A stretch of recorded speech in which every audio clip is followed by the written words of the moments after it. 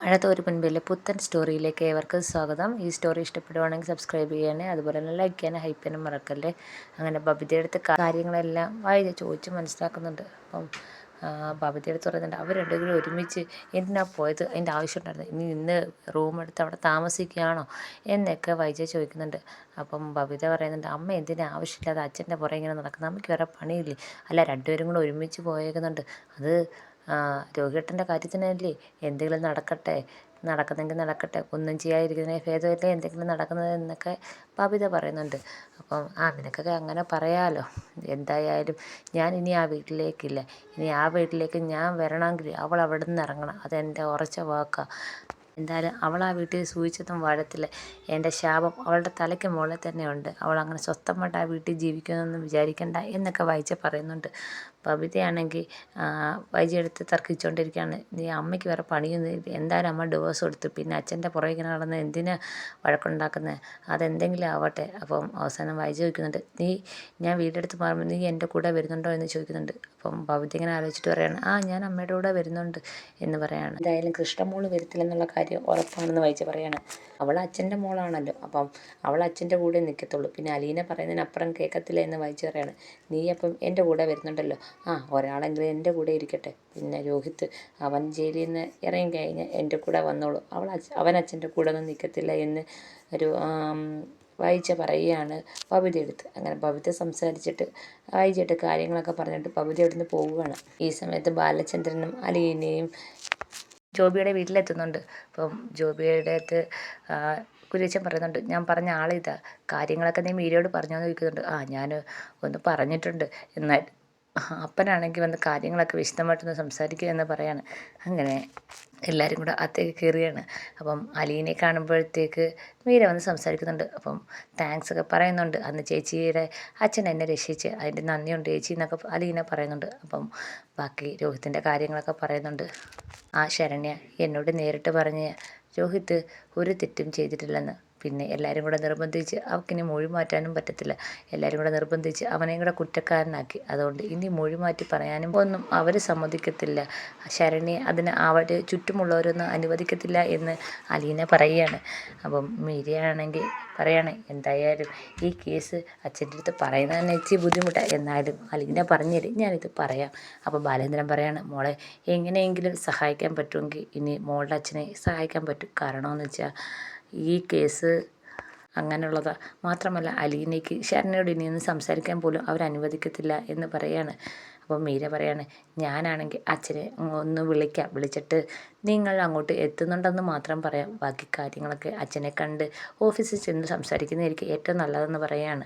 അപ്പം കുര്യച്ചൻ പറയാണ്, എന്തായാലും മോളൊന്ന് വിളിച്ചു നോക്ക് എന്ന് പറയാണ്. അങ്ങനെ മീരയാണെങ്കിൽ അച്ഛനെ വിളിക്കുമ്പം അച്ഛൻ്റെ അടുത്ത് ഒന്ന് കാര്യങ്ങളൊക്കെ പറയുന്നുണ്ട്, എന്തായാലും അവരങ്ങോട്ട് വരുന്നുണ്ട്, അച്ഛൻ നേരിട്ട് എന്താണെന്ന് വെച്ചാൽ അവരോട് സംസാരിക്കുമെന്ന് പറയാണ്.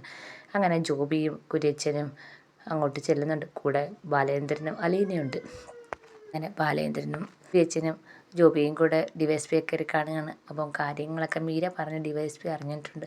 അപ്പം കുര്യച്ചനോട് പറയാണ്, എനിക്കിതിനകത്തൊന്നും ചെയ്യാൻ പറ്റത്തില്ല, കാരണം അതിജീവിതയുടെ വാക്കെന്താണോ അതാണ് എല്ലാവരും മുഖവിലക്കെടുക്കുന്നത്, കോടതി വരെ അതിജീവിതം എന്ത് പറയുന്നോ അത് മാത്രമേ കേൾക്കത്തുള്ളൂ, നമുക്കൊന്നും ചെയ്യാൻ പറ്റത്തില്ല എന്ന് ഡിവൈഎസ്പി പറയുകയാണ്. അപ്പോൾ ബാലേന്ദ്രൻ പറയാണ്, എൻ്റെ മോൻ നിരപരാധിയല്ലേ, പിന്നെ എങ്ങനെ ഈ കേസിൽ കൊടുക്കാൻ പറ്റും. അപ്പം ഡിവൈഎസ്പി പറയാണ്, ഇനി നിരപരാധിയാണെന്ന് പറഞ്ഞാലും അതിജീവിതം ആരുടെ പേര് പറയുന്നോ ആ ആൾ കുറ്റക്കാർ തന്നെയാണെന്ന് പോലീസ് പറയുകയാണ്.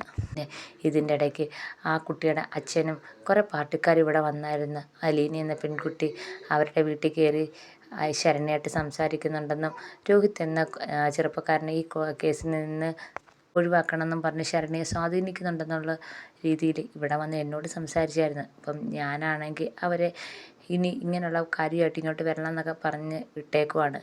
അപ്പം അതിൻ്റെ കൂടെ എനിക്കൊരു കാര്യവും ചെയ്യാൻ പറ്റത്തില്ലെന്ന് ഡിവൈഎസ്പി പറയുകയാണ്. എന്തായാലും ആ കുട്ടിക്ക് നല്ല ബുദ്ധി തോന്നി കോടതിയിൽ വന്ന് ഉള്ള സത്യം പറഞ്ഞു കഴിഞ്ഞാൽ രോഹിത്ത് രക്ഷപ്പെടും, അത്രമാത്രമേ എനിക്ക് പറയാൻ പറ്റത്തുള്ളൂ എന്ന് പറയുകയാണ്.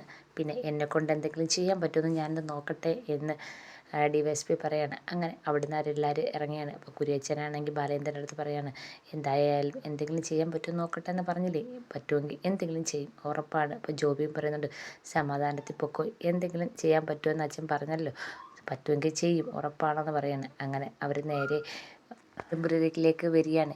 ഈ സമയത്ത് ബബിതയാണെങ്കിൽ ഹോസ്പിറ്റലിൽ പോയിട്ട് നേരെ വീട്ടിൽ വന്നിട്ട് കൃഷ്ണമോളുമായിട്ട് ആഹാരമൊക്കെ കഴിക്കണം. അപ്പോൾ കൃഷ്ണമോൾ ചോദിക്കുന്നുണ്ട്, എന്തുണ്ട് അമ്മയ്ക്ക്, എങ്ങനെയുണ്ട്? കുഴപ്പമൊന്നുമില്ല, അമ്മ എന്തായാലും നാളെയോ മറ്റന്നാളോ ഡിസ്ചാർജ് ആവും. ഡിസ്ചാർജ് ആയിട്ട് വേറെ വീട്ടിലേക്ക് പോകുമെന്നാണ് പറഞ്ഞേക്കുന്നത്. അമ്മ അപ്പം വേറെ വീട്ടിലേക്ക് മാറാൻ തീരുമാനിച്ചോ എന്ന് ചോദിക്കുകയാണ്. അപ്പോൾ ബബിത പറയണം, അമ്മയുടെ തീരുമാനത്തിന് മാറ്റമൊന്നുമില്ല. അമ്മ പറഞ്ഞേക്കുന്നത് അലീന ഇവിടെ ഉണ്ടെങ്കിൽ ഗേറ്റിനകത്തേക്ക് കയറത്തില്ലെന്ന്. അതുകൊണ്ട് അമ്മ എന്തായാലും വീട് മാറാൻ തന്നെ തീരുമാനിച്ചു എന്ന് പറയുകയാണ്. അല്ലെങ്കിൽ അലീന പോകണം എന്ന് ബബിത പറയുകയാണ്. അപ്പോൾ കൃഷ്ണമോൾ പറയാണ്, എന്തായാലും അപ്പോൾ ഈ വീട് രണ്ടാവാൻ തന്നെ തീരുമാനിച്ചു ഇല്ലേ? അപ്പോൾ ബബിത പറയാണ്, അതിന് ഒരു മാറ്റവും വേണ്ട, എന്തായാലും രണ്ടായിട്ട് വേർപിരിഞ്ഞ് തന്നെ ചെയ്യും. അച്ഛനൊരിടത്തും അമ്മ വേറൊരിടത്തുമായി വേർപിരിയുക തന്നെ ചെയ്യുമെന്ന് പറയാണ്.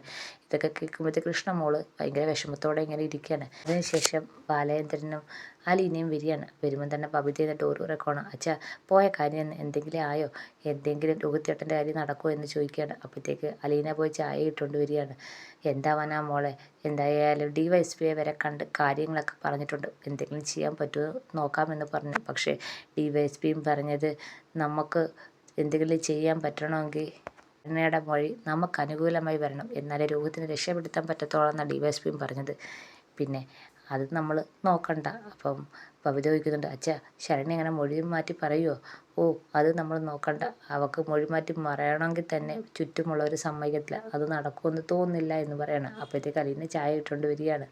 ഒരാൾ കുറ്റക്കാരനല്ലെങ്കിലും അയാളെ കുറ്റക്കാരനാക്കാൻ അവിടെ ഉള്ളവർക്കും ചുറ്റുമുള്ളവർക്കും ഒക്കെ ഭയങ്കര ആകാംക്ഷയാണ്. അപ്പം ബബിത ചോദിക്കുന്നുണ്ട്, അപ്പോൾ ഒന്നും നടക്കത്തില്ലേ അച്ഛാ? ബാലേന്ദ്രൻ പറയുന്നുണ്ട്, DYSP എന്തായാലും നോക്കാമെന്ന് പറഞ്ഞ്, പിന്നെ ശരണ്യെ കനിയണം, അതാണ് പ്രധാന കാര്യം എന്ന് ബാലേന്ദ്രൻ പറയാണ്. അപ്പോൾ അലീന ഇങ്ങനെ വിഷമത്തോടെ നോക്കുകയാണ്. എൻ്റെ മോൻ ഒരു തെറ്റും ചെയ്യാതെ ജയിൽ പുള്ളിയായി മാറുമല്ലോ ഭഗവാനെ എന്നിങ്ങനെ വിഷമത്തോടെ ബാലേന്ദ്രൻ ഇരിക്കുകയാണ്. ഈ സമയത്ത് അലീനയ്ക്ക് ഇങ്ങനെ നല്ല സങ്കടം വരുന്നുണ്ട്.